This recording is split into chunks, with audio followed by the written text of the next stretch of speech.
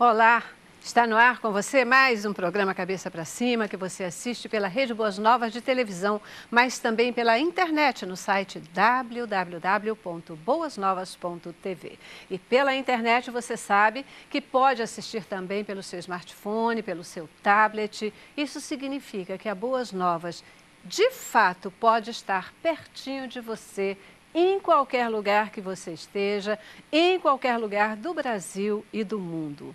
Um abraço a todos vocês que têm marcado presença conosco e têm nos mandado mensagens de reforço, críticas, sugestões de temas. Isso é muito bom, isso alegra o nosso coração, isso nos dá a certeza de que a gente está aqui no caminho certinho, podendo oferecer para você uma programação de qualidade. Isso é o que a Boas Novas quer, a nossa missão. Programação de qualidade, mas que ela sempre possa, seja qual for o tema que a gente fale, levar até você o amor de Jesus, o carinho de Jesus, levar para você informação, levar para você edificação e fazer com que você tenha efetivamente uma vida melhor.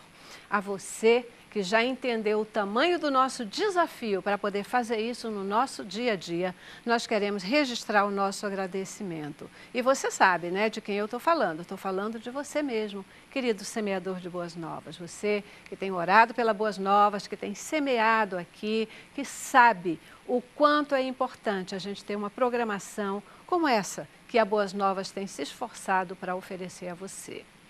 Você que tem semeado em terra fértil. Que Deus abençoe você, que Ele continue mantendo acesa a chama do seu coração e te garanta o entendimento de que quando você está semeando na Boas Novas, você está cumprindo o ID de Jesus, você está falando do amor dele para todas as nações. Você está sendo também um missionário, se não entregando diretamente a palavra de Deus, mas enviando a Boas Novas para que ela possa falar desse amor. Que Deus abençoe você mais uma vez, que Ele possa te cobrir de bênçãos e que Ele possa atender os desejos do seu coração.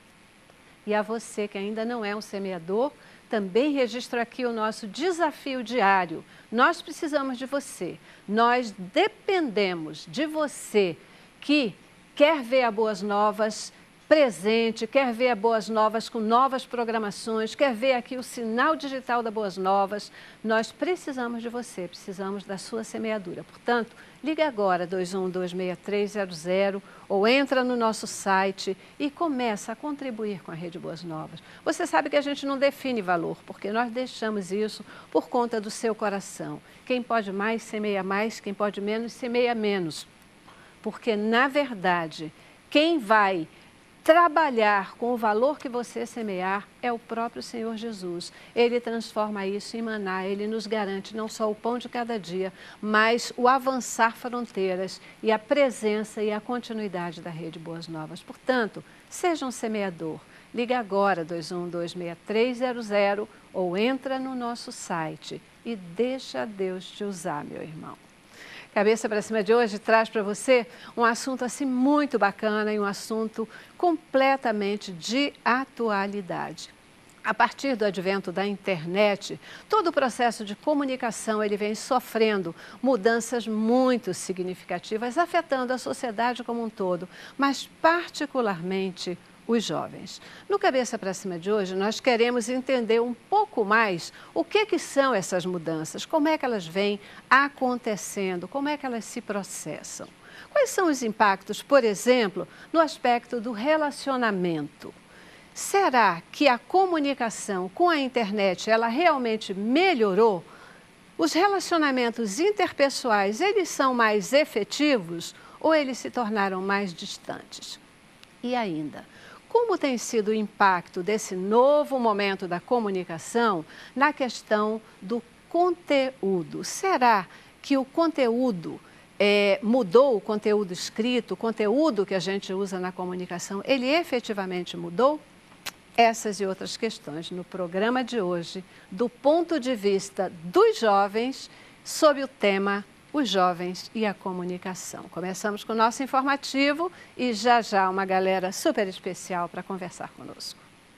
As formas de comunicação estão mudando com uma rapidez espantosa. Os jovens as consomem na mesma velocidade. Eles acham que entrar em um site, escolher o destinatário, digitar algumas linhas de um assunto e, finalmente, redigir uma mensagem é uma tarefa tediosa e, principalmente, demorada demais. Uma pesquisa realizada pela Universidade de Michigan indica que 65% dos jovens na mesma faixa etária preferem textos em SMS a falar ao telefone. Por esses motivos, fica evidente que mensagens de texto no celular, além de ferramentas de internet como Twitter, comunicadores instantâneos e redes sociais, são as únicas formas aceitáveis de comunicação para a nova geração.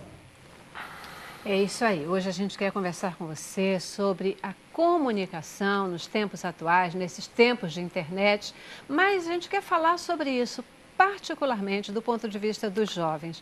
Como é que isso vem afetando toda essa juventude, né? Via de regra, a gente, quando fala nesse tema, sempre diz, pô, as crianças agora, elas já nascem mexendo num celular, elas já nascem operando um computador. E os adultos, às vezes, ainda têm tanta dificuldade de utilizar esses equipamentos. Então, vamos ver aí o que é que os jovens têm a dizer. Recebo aqui no estúdio para conversar conosco hoje o Pedro Felipe, ele que é publicitário, trabalha há 8 anos com mídias digitais, passando pelas agências Frog, Kindle, Artplan, Movimento e atualmente ele coordena a equipe de mídias sociais da Filipec.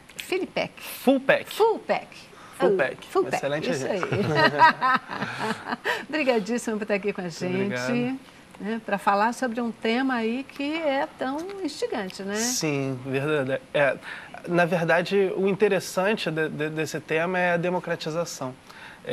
Hoje em dia você pode responder, você pode alcançar muita gente com um tweet, com um post, e às vezes responder aquela pessoa que fez um comentário que não era exatamente aquele que você queria.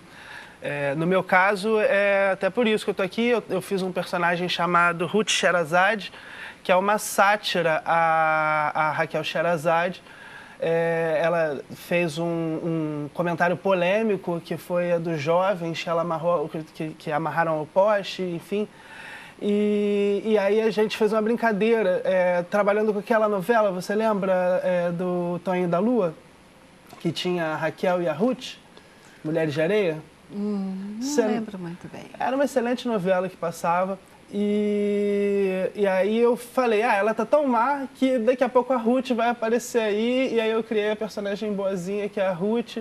E aí é meio que eu falo tudo que ela fala, que eu acho que é muito grave, eu falo o outro lado da moeda, eu dou a minha versão. Tá certo. Então, eu vou apresentar os nossos outros convidados, depois a gente entra no mérito disso para entender esse negócio aí, né? O que é a tua versão, o que é esse outro lado malzinho, bonzinho, para a gente entender um pouco mais sobre isso aí, tá bom? Também conosco aqui no estúdio o Gabriel Pereira Diniz. O Gabriel, ele trabalha no Laboratório de Comunicação Dialógica da UERJ e ele está cursando letras também lá na Universidade do Rio de Janeiro. Muitíssimo obrigada por estar aqui com a gente. Trabalhando com comunicação também. Acho que jovem pode trabalhar com o que quiser, mas sempre a comunicação está envolvida aí, né? Com certeza. A gente trabalha basicamente com a democratização da informação, né? Inclusive, o Vitor trabalha lá no laboratório também. E a gente vem produzindo um filme documentário de longa-metragem sobre 4 mídias independentes, que produzem uma informação de forma mais horizontal, baseada na ideia de rede, né? E tem sido bem produtivo, assim, trabalhar com essas mídias, e eu espero que o filme dê certo. Vai dar, tenho certeza que vai dar. Também conosco hoje o Vitor Franco, ele está cursando ensino superior em Ciências Sociais na Universidade Estadual do Rio de Janeiro e também trabalha nesse laboratório, né, de comunicação dialógica lá da UERJ. Muitíssimo obrigada por estar aqui com a gente. Obrigado a você. Falar sobre comunicação, especialmente do ponto de vista dos jovens. É importante. Eu faço ciências sociais, então eu estudo um ramo que é a sociologia da comunicação e que tem tudo a ver com isso e que mostra que a juventude é muito importante nesse ramo. Se você for perguntar para qualquer pesquisador de sociologia da comunicação, ele vai te mostrar o papel fundamental que tem a juventude nesse ramo de pesquisa. Perfeito. Gente, completa o nosso time de hoje aqui no estúdio, Eli Giovanni, ele que é estudante também lá, ele é estudante de serviço social, né, na PUC Rio, ele é produtor de oficinas do programa de formação para correspondentes comunitários do Viva Favela e é também radialista, todo mundo aí mesmo envolvido com comunicação, que delícia, obrigada por estar aqui. Obrigado a vocês pelo convite, né, estar aqui no Cabeça para Cima está sendo muito bom, né, para dialogar. E a cultura nos leva a dialogar e é para isso também que eu estou aqui, para dialogar, né, assuntos sobre as favelas. Né, tantas favelas cariocas têm crescido bastante. Quem são esses jovens comunicadores que estão hoje aparecendo nas novas mídias? Então, isso é bem importante, né, para o diálogo, para o crescimento e o protagonismo da juventude atual. Sem dúvida, eu percebo cada um de vocês trabalhando dentro de um segmento assim muito específico, né? Quer dizer, buscando desenvolver todo esse processo de comunicação, porque afinal de contas, sem comunicação a gente não vive, né? Uma das coisas que se fala muito, eu quero começar por aí provocando vocês, que se fala muito, é que o jovem hoje, ele é mais superficial, que a internet, ela dá essa coisa assim, né, de tudo muito rápido, tudo muito... Então, a superficialidade é maior, o jovem que pensa menos, que não tem profundidade. O que vocês me dizem a respeito disso? Qual é a opinião de vocês, o olhar de vocês para esse tipo de comentário? Eu acho que com a eleição a gente viu um jovem diferente aí, assim, as eleições vêm mostrando um pouco isso. Cada vez mais se debate o quão a internet é fundamental na eleição, mas não se debate por quê. Para mim, o porquê é porque as pessoas ali estão tendo opinião. Era uma opinião que as pessoas não tinham que ter antigamente. Se você pegasse um jovem de 15 anos na década de 60, ele era uma criança, né? Hoje em dia, uma pessoa de 15 anos... ele já é uma pessoa, já pode ser um comunicador, já pode ser uma pessoa que tem uma página gigante. Esses dias eu li uma notícia e me senti até mal, tem um garoto de 14 anos que já montou 3 empresas na vida, está na 3ª empresa de aplicativo e tal. Então, olha a responsabilidade desse garoto de 14 anos. Eu acho que a internet, ela pode ser superficial, sim, mas, por outro lado, também aproximou as pessoas. Agora elas estão tendo que ter opinião, e se você tem que ter opinião, você tem que se embasar em alguma coisa para ter opinião, né? Você não pode dizer, não, eu li na TV Relaxa. Pelo amor de Deus, entendeu? Se você falar, eu vi na internet, as pessoas já vão achar que aquilo dali é uma fonte meio duvidosa. Então tem que ler em livros, revistas, buscar em outros lugares informação. Eu acho que é um pouco... É normal da gente que vai ficando mais velho achar que o jovem está sempre largando mão, mas eu acho que não, que julho do ano passado mostrou um jovem interessante, participativo. As eleições mostraram um jovem participativo e eles estão aqui, eles falam de favela e de comunidade, estão lá jovens participativos, entendeu? Eu acho muito importante isso que ele falou, que eu acho que a internet trouxe muito mais o jovem para dentro da comunicação, porque antes da internet, ou no princípio da internet, qual era o papel do jovem na comunicação?